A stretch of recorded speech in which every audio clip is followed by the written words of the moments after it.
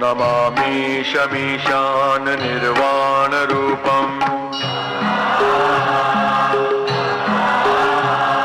विभुव्यापकं ब्रह्म वेदस्वरूपम्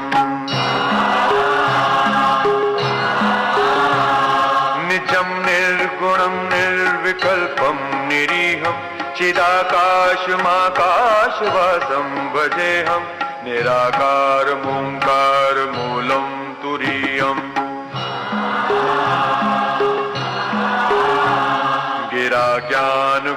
गिराज्ञानगोतीतमीशं गिरीशम्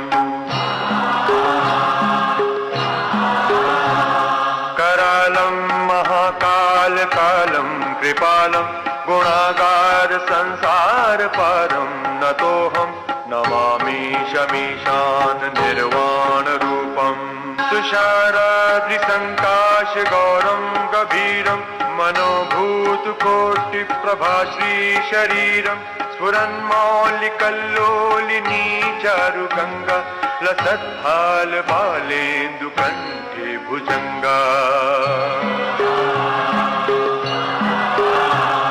चलत्कुण्डलं भ्रूसुनेत्रं विशालं प्रसन्नाननं नीलकण्ठं दयालं मृगाधीशचर्माम्बरं मुण्डमालं प्रियं शङ्करं सर्वनाथं भजामि नमामि शमीशान निर्वाण रूपम्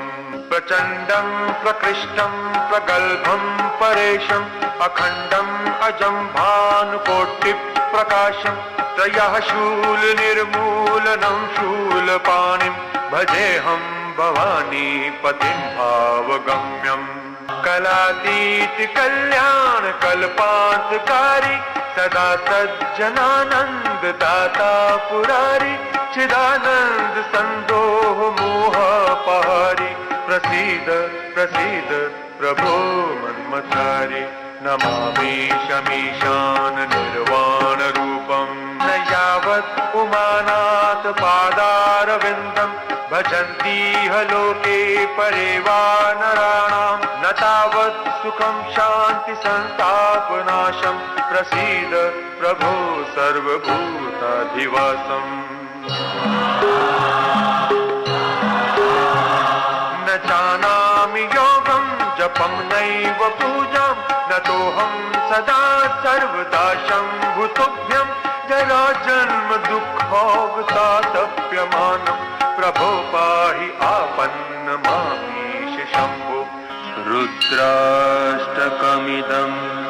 प्रोक्तं विप्रेण हरतोषये